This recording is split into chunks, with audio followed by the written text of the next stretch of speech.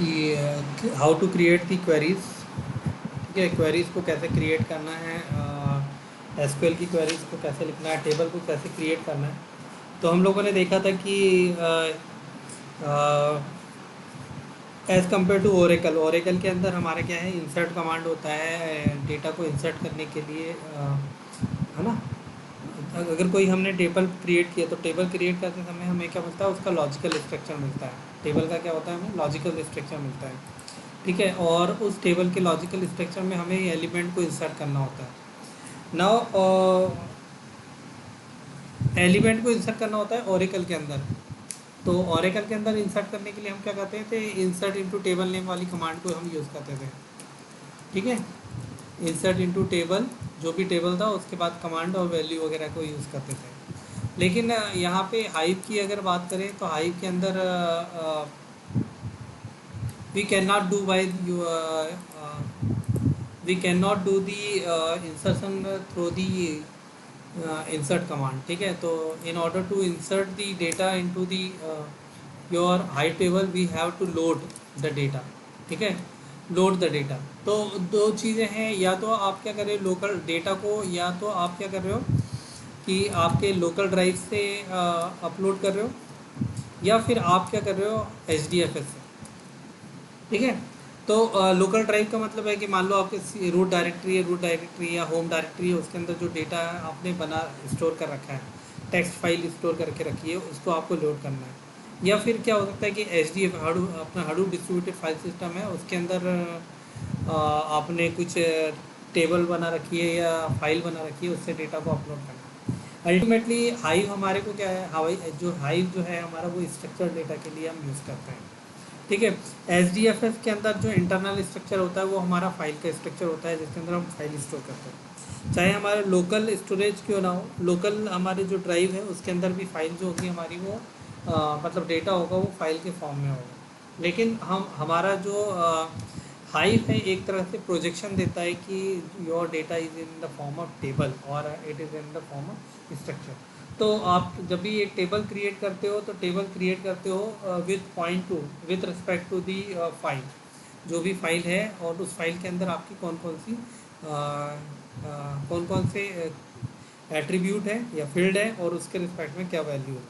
तो हम एट्रीब्यूट को आइडेंटिफाई करते हैं, तो attributes are separated by the comma, attributes are separated by the comma. तो हम वहाँ पे जब इसीलिए हम बोलते हैं कि रो फॉर्मेट डेलिमिनेटर जो है हमारा terminated, each column is terminated bye comma. तो ये चीज़ें हैं। तो फाइल के अंदर क्या है, बहुत सारे कॉमा होता है। तो जनरली अगर हम रो मेजर ऑर्डर की बात करते हैं, है ना, तो रो मेजर ऑर्डर के अंदर हमारा जो एलिमेंट्स होंगे या एट्रीब्यूट्स होंगे, एट्रीब्यूट की जो फिर वैल्यूज़ होंगी वो सब कॉमा सेपरेटेड होंगी या टैब सेपरेटेड होंगी। तो डिफरेंट टाइप के हम सेपरेशन यहाँ पे यूज़ कर सकते हैं। दूसरी चीज़ ये है कि हमारा ये लॉजिकल स्ट्रक्चर बना के रखना दे रहा है। लॉजिकल स्ट्रक्चर के अंदर हमें डेटा कहाँ से उठाना है, फाइल से उठाना है। तो इसलिए हमें क्या होना, फाइल के स्ट्रक्चर हमें पता होना चाहिए कि फाइल से हमें किस तरह की वैल्यू को हमारे जो टेबल हम क्रिएट कर रहे हैं उसके अंदर, हाइव की जो टेबल क्रिएट कर रहे हैं उसके अंदर हमें स्टोर करना है। तो generally we use the load command, है ना, लोड का यूज़ करते हैं to insert the data into the table. यहाँ पे हम इंसर्ट कमांड का यूज़ नहीं करते। तो मैंने आपको लास्ट क्लास में बताया था कि how you can insert the elements into table. तो लोड डेटा, ठीक है, लोकल यूज़ कर रहे हैं, तो इसका मतलब है कि you are fetching the data, fetching the file from your local drive. ठीक है, जो आपकी होम डायरेक्टरी है। ठीक है, लेकिन अगर आप उसका पाथ दे रहे हो, अगर लोकल की जगह आप इन पाथ यूज़ कर रहे हो, तो इसका मतलब है you are fetching the data from your HDFS। ठीक है, तो HDFS है तो वहाँ पे HDFS का पाथ होगा। तो जनरली क्या होता है कि आप जब भी हडूप डिस्ट्रीब्यूटेड फाइल सिस्टम के अंदर हाइव को इंस्टॉल करते हैं, तो हाइव का जो डिफ़ॉल्ट पाथ होता है वो हमारा यूज़र के अंदर, ठीक है, यूज़र के अंदर राइटिंग पैड है नहीं, तो यूज़र के अंदर हमारा हाइव होता है। ठीक है, तो जब आप यूज़र के अंदर हाइव पाथ के अंदर जाते हैं तो automatically Hive create the folder that is known as a warehouse. ठीक है, Hive create the folder that is known as a warehouse. और उस वेयर हाउस के अंदर आप क्या करते हो, डेटाबेस क्रिएट करते हो। तो आपको लास्ट क्लास में मैंने बताया था कि how we can create the database in Hive, ठीक है। तो first all option local keyword tells Hive to copy data from your input file on the local file system into the Hive data warehouse direct, okay. When running in distributed mode if your ठीक है, you omit the local keyword Hive assumes your data is already in HDFS। अगर आपने यहाँ से local हटा दिया तो इसका मतलब है कि योर डेटा इज इन और हाइव, ठीक है। तो हाइव के अंदर है मतलब कि you are giving the path. तो सेकंड द ऑप्शन व्हेन ठीक है, second the option overwrite keyword as you might imagine cause the system to overwrite data into the specified table if it is already has data stored in. तो आपने कोई एक table create करी है ना, और टेबल क्रिएट करनी मतलब जैसे आप ज्वाइन करते हो, दो टेबल के अंदर ज्वाइन किया तो आपका क्या होता है, एक नई टेबल बनती है ना। ऐसे ही होता है कि नहीं। मान लो कस्टम एम्प्लॉय और डिपार्टमेंट के नाम के बीच में टेबल में ज्वाइनिंग करा, तो दोनों के में ज्वाइनिंग करने के लिए कंडीशन क्या होनी चाहिए, क्या होनी चाहिए कंडीशन, बताओ। हाँ, अगर दो टेबल, मेरी आवाज़ आ रही है आप लोगों को। तो अगर दो टेबल है, दो टेबल के बीच में ज्वाइनिंग करनी है, इसका मतलब क्या होता है कि ज्वाइनिंग का मतलब होता है दो टेबल के बीच में रिलेशनशिप इस्टेब्लिश करना, है ना। जैसे डायग्राम आपने बनाया है, तो डायग्राम में क्या होता है, रिलेशनशिप होती है, डायमंड से रिप्रेजेंट होती है। तो वो क्या रिप्रेजेंट करता है कि दोनों टेबल के बीच में आप क्या रिलेशनशिप बना रहे हो, है ना। 1 to 1 है, 1 to many है, many to many, many to one.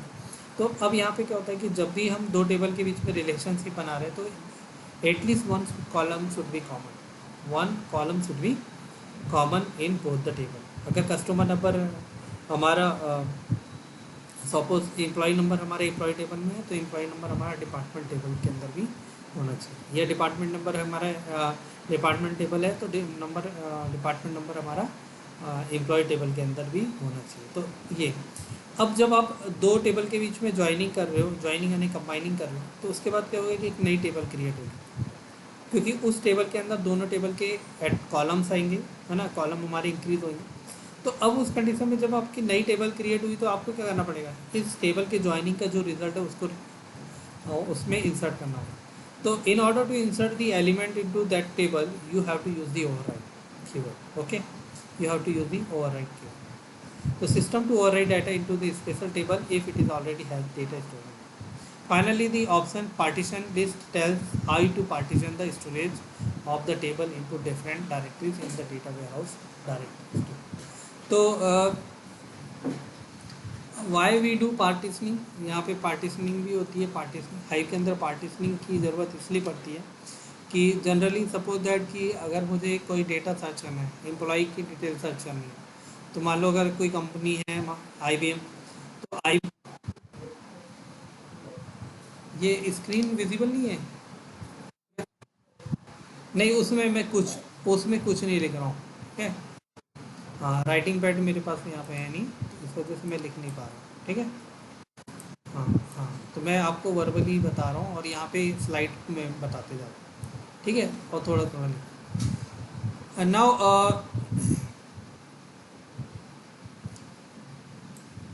क्या बता रहा था मैं कि एक पार्टीशनिंग, तो पार्टीशनिंग के अंदर क्या होता है कि अगर मान लो आपका एक बड़ी बहुत बड़ी टेबल है, मान लो कि एक IBM कंपनी है, IBM कंपनी के अंदर बहुत सारे एम्प्लॉई, ठीक है। तो IBM कंपनी के अंदर एम्प्लॉयज़ में इसको डेटा को फैच करना है, तो डेटा को फैच करना क्या होगा, इस पूरे ह्यूज डेटा सेट से, डेटाबेस जहाँ पे मैं मान लो कि 5 लाख एम्प्लॉयज़ है, उससे डेटा को फैच करना बहुत टफ होगा। हम क्या कर सकते हैं कि हम इसको पार्टीशन कर दें सिटी वाइज, कि some are working in Hyderabad, some in Ahmedabad, some are in Delhi, some are in Gurgaon, ठीक है, सब बेंगलोर। तो इस तरह से पार्टीशनिंग कर देंगे, तो पार्टीशनिंग से क्या होगा कि we can fetch the details from the of employ which are who are working in a particular city, ठीक है। तो ये एक हमारा पार्टीशनिंग होता है। तो पार्टीशनिंग और बकेटिंग दो फीचर्स हैं हाडूप के हाइव के अंदर, जिसके थ्रू हम स्ट्रक्चर डेटा को या टेबल को पार्टीशन करते हैं, एक बकेटिंग और एक हाई पार्टीशन। तो इसको मैं बाद में बताऊंगा कि डिफरेंस क्या है। When you think about the magnitude of the data that can be managed by Hive in the HDFS, partitioning makes a lot of sense.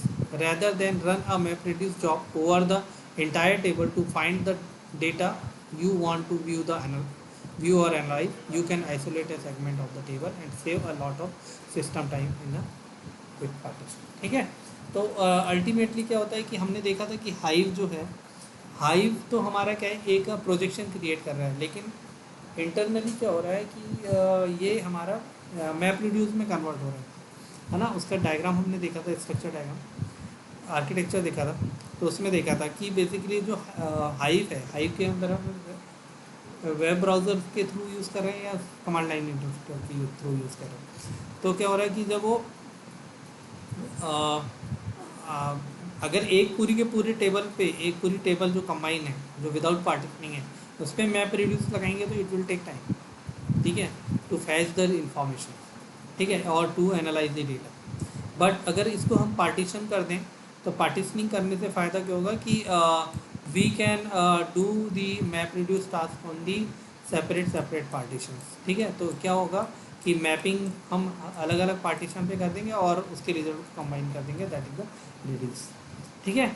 तो Apache Hive uses a map reduce technology within the Hadoop to query and analyze tables.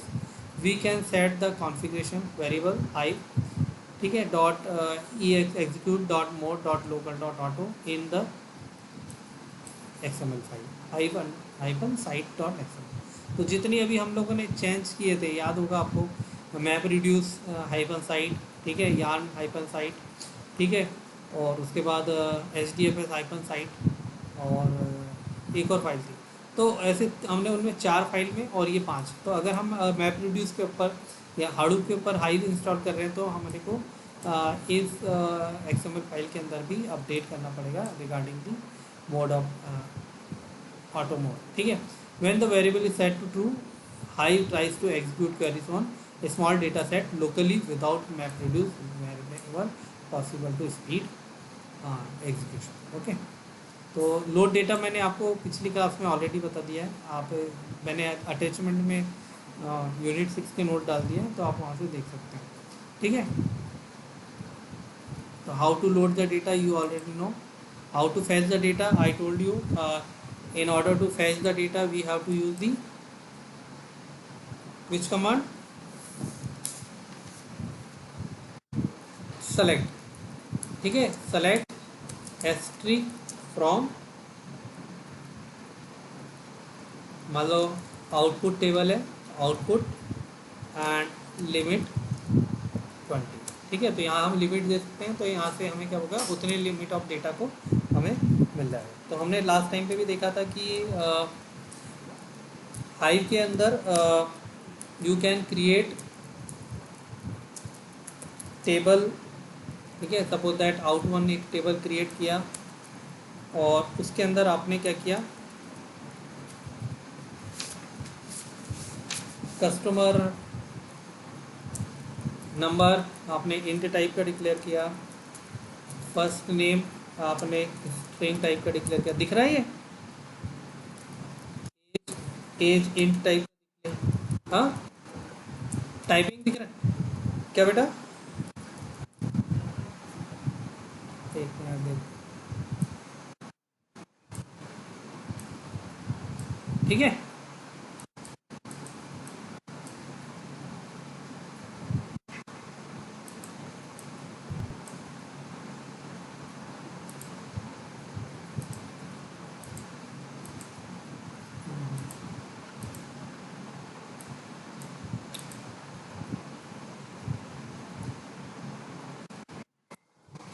Okay, तो create table हमने profession को हमने string type का declare कर दिया और as int, then अच्छा एज दोबारा हो गया,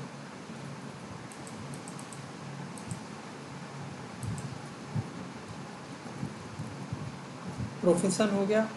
उसके बाद हमने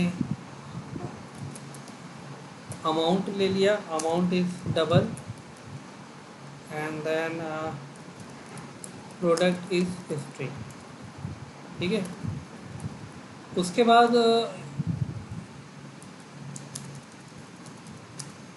टेबल क्रिएट करने के बाद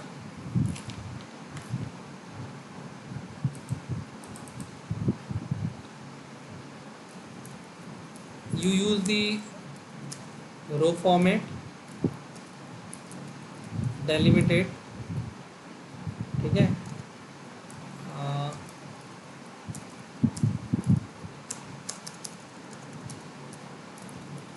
फील्ड टर्मिनेटेड बाय। आपके सेकंड मिड सेम में इससे एक क्वेश्चन आएगा ना, कोई भी एक scenario based.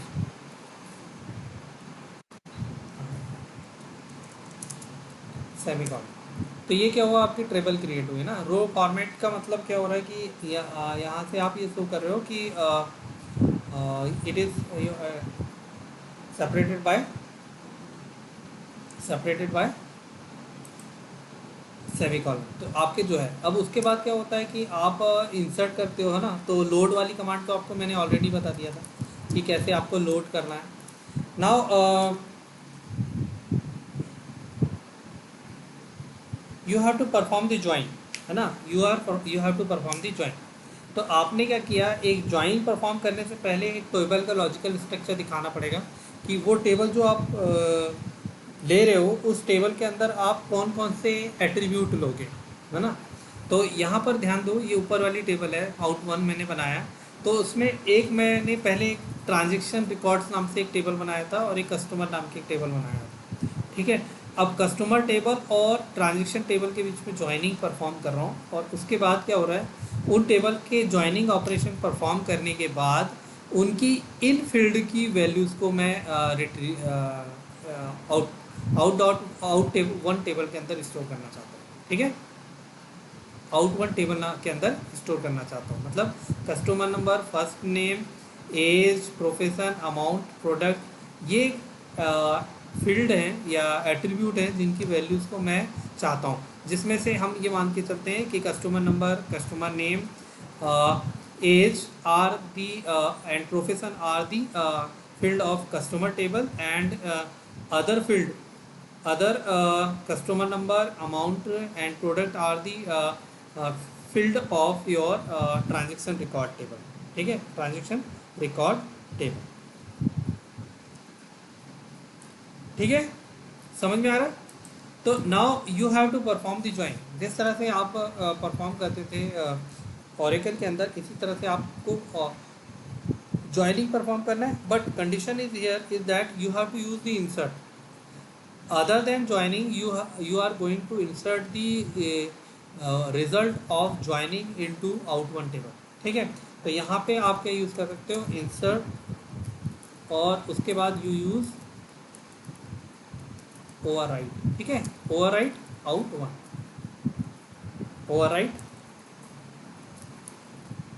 Table out one. तो आउट वन जो टेबल आपने यहाँ पे क्रिएट किया है, इस टेबल के अंदर क्या हो रहा है कि ये रिकॉर्ड इंसर्ट होंगे। तो क्या क्या इंसर्ट होना चाहिए, तो हमने बोल दिया कि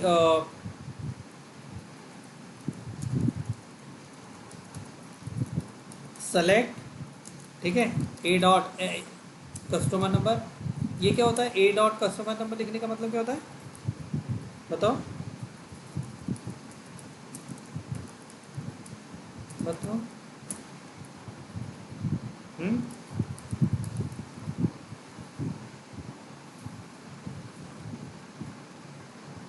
बताओ। देखो, आइडिया यहाँ पे ये है कि एक हमारे पास कस्टमर टेबल है, ठीक है, और एक हमारे पास क्या है, ट्रांजेक्शन रिकॉर्ड टेबल है। अब इसमें क्या है कि इन ऑर्डर जब आप इन दोनों के बीच में ज्वाइन करते हो, ठीक है, इन दोनों के बीच में आप क्या ऑपरेशन परफॉर्म करते हो, join.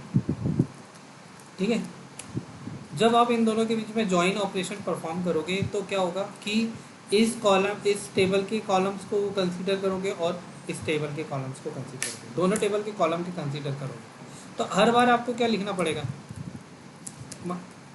Customer dot customer number, ठीक है, कॉमा, फिर कस्टमर डॉट फर्स्ट नेम। आ रहा समझ में? ठीक ठीक है। और उसके बाद क्या करना पड़ेगा, मान लो कि अगर क्या, हाँ हाँ, तो यानी ट्रांजेक्शन डॉट जितनी भी टेबल के अंदर जितने भी फील्ड है उसके लिए ट्रांजेक्शन रिकॉर्ड्स डॉट क्या करना पड़ेगा, प्रोडक्ट। मान लो प्रोडक्ट आपका अमाउंट नाम का कॉलम है, तो ये अमाउंट। तो अब हम क्या करें, ऐसा इतना बड़ा नाम लिखते हुए क्या करते हैं, we can create the alliance of the table, we can create the alias of the table. ठीक है, तो हम यहाँ पे टेबल का क्या कर देते हैं, एलायंस क्रिएट कर देते हैं। तो एलायंस क्रिएट करने की वजह से यहाँ पे क्या होगा, ए डॉट कस्टमर, अब यहाँ पे कस्टमर की जगह हम क्या रख रहे हैं, A dot customer number, A dot customer name, A dot age. समझ में आ गया? ठीक है। और जहाँ पे ट्रांजेक्शन रिकॉर्ड बी है उसकी जगह हम बी डॉट वो करेंगे। तो इन दोनों के बीच में ज्वाइनिंग, यहाँ तक कोई दिक्कत? हाँ, ओके।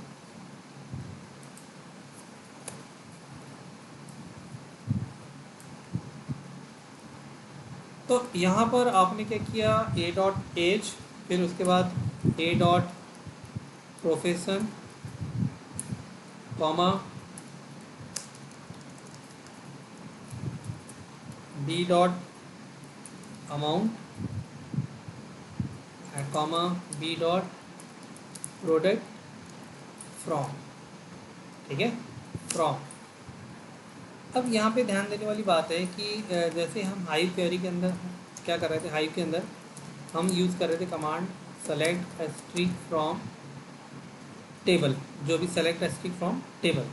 ठीक है, तो टेबल नेम। तो अब यहाँ पे क्या कर रहे हैं, हम यही काम को कर रहे हैं, ज्वाइनिंग कर रहे हैं। हम ज्वाइनिंग कर रहे हैं मतलब दो टेबल के बीच में ज्वाइनिंग कर रहे हैं। और ज्वाइनिंग कर रहे हैं कैसे, कस्टमर ए, यहाँ पे यूज़ करेंगे ज्वाइन। ठीक है, join transaction records, transaction records be on. ठीक है, ऑन, ऑन किस पे कर रहे हैं कि हम दोनों टेबल, कस्टमर टेबल को भी देख रहे हैं और ट्रांजेक्शन रिकॉर्ड टेबल को भी देख रहे हैं। तो कस्टमर टेबल के अंदर कौन सा कॉलम कॉमन है और ट्रांजेक्शन रिकॉर्ड के अंदर कौन सा कॉलम कॉमन है। तो हम देखते हैं कि ट्रांजेक्शन रिकॉर्ड के अंदर कस्टमर आईडी जो है वो कॉलम, कस्टमर नंबर कॉमन है और कॉलम, और कस्टमर टेबल के अंदर कस्टमर नंबर कॉमन है। तो उसके बीच में एलाइज करना है कि मतलब जहाँ जहाँ कस्टमर का आईडी दोनों का सेम है उसके रिस्पेक्ट में हमारे क्या हो, ज्वाइन परफॉर्म हो जाए। ठीक है, तो यहाँ पे ज्वाइन करने के लिए हम क्या करेंगे, A dot customer number is equal to B dot customer number. तो ये हमारा क्या हुआ, ज्वाइनिंग। तो ज्वाइनिंग हमेशा क्या होता है, सेलेक्ट क्वेरी के थ्रू हम ज्वाइनिंग कर रहे हैं और उसको क्या कर रहे हैं, we have to insert, we have to insert the record into out one table. We have to insert the insert the record into out one table. ठीक है, तो ये insert override, तो override इसलिए हम यहाँ यूज़ करें। तो this is the join, this is the join operation between your customer table and your transaction table based on your common column of the both table. तो यहाँ पे कॉमन कॉलम क्या है, कस्टमर नंबर जो है वो कॉमन कॉलम है। ठीक है, तो जैसे अगर ये सिंपल से अगर हम इसको इस तरह से भी अगर ज्वाइन करें, select asterisk from, select asterisk from क्या, customer A join transaction records B. ठीक है, transaction B on A dot customer number equal to B dot customer number. तो इससे क्या होगा कि अगर यही क्वेरी को मैंने इस तरह से लिख दिया तो इनके बीच में क्या हुआ कि हमारा ज्वाइन हुआ, ज्वाइन होना, ज्वाइन तो हो गया। और ज्वाइन होने के बाद क्या हुआ कि हमने पूरे कॉलम, दोनों टेबल के अंदर कितने कॉलम थे, जितने भी कॉलम थे उनको हमने ले लिया। अभी यहाँ पे हमने कितना लिया, 1 2 3 4 5 6, 6 कॉलम्स लिए हैं, ठीक है। लेकिन वो दो, ऐसा ज़रूरी नहीं है कि दोनों टेबल के अंदर 6 ही कॉलम हो, 4 या 2। तो देयर में भी सो मैनी कॉलम्स, है ना। हो सकता है कि एक टेबल के अंदर 10 कॉलम है, दूसरे टेबल के अंदर 10 कॉलम है। तो उस कंडीशन में अगर मैं ये क्वेरी यूज़ कर रहा हूँ, तो उस कंडीशन में दोनों में के अगर 10 10 कॉलम है तो टोटल 20 कॉलम का रिकॉर्ड, 20 कॉलम का रिकॉर्ड, मतलब एक कॉलम कॉमन होना चाहिए, तो 19 कॉलम का रिकॉर्ड हमारा क्या होगा, फैच हो जाएगा based on the condition, joining के हिसाब से आ जाएगा। लेकिन हम इसके रिकॉर्ड को कहाँ स्टोर कर रहे हैं, हम इसके रिकॉर्ड को कहीं पे भी स्टोर नहीं कर रहे हैं। तो in order to store the result of the join query we are using the override, है ना। ओवरराइड कमांड यूज़ करके एक टेबल क्रिएट कर रहे हैं और उस टेबल के अंदर हम क्या कर रहे हैं, इंसर्ट कर रहे हैं। तो हमने ऑलरेडी एक टेबल आउट1 क्रिएट किया है और उस आउट1 टेबल के अंदर, आउट1 टेबल के अंदर पहले हमने लॉजिकल स्ट्रक्चर डिफाइन कर दिया और उसके बाद हमने क्या कर दिया, उसके अंदर इंसर्ट किया ये रिजल्ट, ठीक है। तो now this query has no meaning, है ना, until unless we are not storing the result of join operation into a table, ठीक है। तो इसलिए हमें पता होना चाहिए कि जब भी हम ज्वाइन कर रहे हैं तो हम कितने कॉलम की वैल्यूज़ को एक नई टेबल के अंदर स्टोर कर रहे हैं। तो हमने वही टेबल को पहले डिफाइन करेंगे और उस टेबल के अंदर उतने ही कॉलम डिफाइन करेंगे जितने की हमें वैल्यू चाहिए। जैसे हमने आउट1 में कितने डिफाइन किया, कस्टमर नंबर डिफाइन किया, फर्स्ट नेम डिफाइन किया, एज करा, प्रोफेशन किया, अमाउंट और प्रोडक्ट, इतने ही कॉलम चाहिए था, हमने उतने ही किए। और उतने ही को ही हमने क्या किया, सेलेक्ट क्वेरी के अंदर इंक्लूड किया और क्वेरीज भी हमने लिया। अब now you will get the result of the join operation, ठीक है। और ज्वाइन ऑपरेशन के रिजल्ट के बाद क्या कर सकते हो, you can fetch the result from the table, select asterisk from, ठीक है, आउट1 टेबल एंड लिमिट इज 20। तो मतलब 20 रोज आपको डिस्प्ले हो जाएगी, ठीक है, 20 रोज विल बी डिस्प्लेड। तो जो भी कॉलम आपको चाहिए उसके हिसाब से आप क्या कर सकते हो कि आपको पहले टेबल क्रिएट करनी है, then you have to use the join command. Join command के अंदर आपको इंसर्ट ओवरराइड का यूज़ करके you have to use the table, ठीक है। तो इस तरह से आप यहाँ पे कर सकते हो। तो it will show the list of 20 records after join operation between, ठीक है, between your customer table and customer and transaction records table, ठीक है। यहाँ पे आपको ये, तो यहाँ पे आप लिमिट यहाँ 30 कर दोगे तो 30 रिकॉर्ड्स आएंगे, 40 कर दोगे तो 40 रिकॉर्ड्स आएंगे, ठीक है, इस तरह से।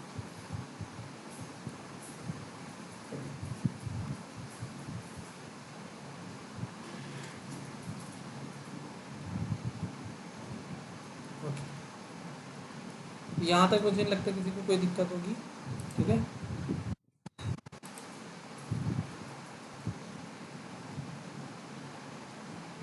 तो ये एक एग्ज़ाम्पल है, इसको हम लोग बाद में डिस्कस करेंगे। एक सिनारियो है, ठीक है। तो ये इंसर्ट वाला मैंने आपको बता ही दिया कि कैसे आपको इंसर्ट करना है। इंसर्ट एग्जांपल में आपको क्या किसका यूज़ करना है, इंसर्ट का यूज़ करना है, साथ में ओवरराइड का यूज़ करना है, ठीक है। इंसर्ट एंड ओवरराइड, ठीक है, insert override, insert override, okay.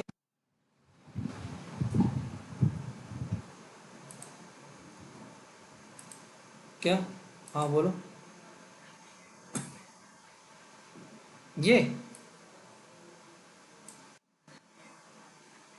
हाँ हाँ हाँ, ये इंसर्ट ओवरराइड से क्या हो रहा है, क्या आप पहले क्या कर रहे थे, आपने आपको ये पहली चीज़ अच्छे से समझ में आनी चाहिए कि एच डी एफ एस का स्ट्रक्चर क्या है, और तो एच डी एफ एस के अंदर आपका क्या है, हर चीज़ फाइल के फॉर्म में है ना। मैंने फाइल के फॉर्मेट्स बताए थे ना, तो फाइल फॉर्मेट है, तो फाइल फॉर्मेट है। और आपका डेटा क्या है, डेटा मतलब file, file can be in your local drive और in your H D F S. ठीक है, इन दोनों में से कहीं पे भी हो सकती है। ठीक है, तो आपको क्या करना है कि हाइव जो है वो हमारे को प्रोजेक्शन देता है, एक प्रोजेक्शन क्रिएट करता है। अब प्रोजेक्शन कैसे क्रिएट करता है कि everything is in structured form. Structured form का मतलब है कि data is in structured data, but actually होता क्या है कि एच डी एफ एस जो है या और योर लोग file is in form of file. ठीक है, फाइल के फॉर्म में। तो अब फाइल से हमें डेटा को चाहिए, तो फाइल से डेटा चाहिए, तो इसलिए हमें क्या करना पड़ेगा, वी हैव टू क्रिएट। ठीक है, we have to create the table. Table, हाँ, प्रोजेक्शन, तो हम टेबल क्रिएट करेंगे। टेबल क्रिएशन किया आपने हाइव में। हाइव में टेबल क्रिएट करने के बाद क्या करोगे, you can not use the insert command. जो भी आपकी डी एम एल क्वेरीज थी, D M L queries in your Oracle, ठीक है, ऑरेकल या MySQL, D M L queries in your Oracle और M SQL not work in Hive. ठीक है, क्यों, क्योंकि सब कुछ फाइल है। तो आपको क्या करना पड़ेगा, you have to load the data from your drive और एच डी एफ एस। ठीक है, तो लोडिंग के मिनिमम मैंने आपको बताया था कि कैसे लोड करना है। दूसरी चीज़ मैंने ये भी आपको बताया था कि आपका जो एच डी एफ एस है ना, जब भी आप कमांड को रन करते हो तो एच डी एफ एस के अंदर आपका डिस्ट्रीब्यूटेड फाइल सिस्टम के अंदर अगर आप लिस्ट देखोगे, तो आप जब हाइव को इंस्टॉल करते हो तो यूज़र हाइफन हाइव नाम से फोल्डर क्रिएट करता है। लेकिन जब आप हाइव को इंस्टॉल करोगे तो ये ऑटोमेटिकली एक वेयर हाउस नाम से एक फ़ोल्डर क्रिएट करता है, मतलब डायरेक्टरी। हर चीज़ यहाँ पे क्या है, डायरेक्टरी। और जब वेयर हाउस आपने क्रिएट कर दिया तो इसके अंदर सभी क्या होंगे, आपके जो भी आप डेटाबेस क्रिएट करोगे, क्रिएट डेटाबेस, तो यहाँ पे आपके क्या होंगे, डेटाबेस। ठीक है, database are nothing but they are the directory. ठीक है, और उस डायरेक्टरी के अंदर क्या होगा, फाइल्स होगी, है ना, फाइल्स। जो भी आप फाइल्स आप इसमें अपलोड करोगे, मान लो आपने मान लो फाइल्स मतलब आपने कर दिया ट्रांजेक्शन, ट्रांजेक्शन, ट्रांजेक्शन्स, ठीक है, record dot T x T, तो ये वाली एक फ़ाइल आपकी क्रिएट हो गई। तो ये वाली फ़ाइल आपकी क्या हो गई, इस फोल्डर के अंदर, डेटाबेस फोल्डर के अंदर आपने जो भी टेबल क्रिएट करोगे डेटाबेस के अंदर, जो भी आप टेबल क्रिएट करोगे, टेबल मान लो आपने ट्रांजेक्शन रिकॉर्ड्स नाम से टेबल क्रिएट किया, तो उसके अंदर ये आपकी transaction record dot T x T आएगी। और ये transaction dot T x T आपकी है कहाँ, किसके अंदर है, ये आपके लोकल ड्राइव के अंदर भी हो सकती है, या फिर आपके,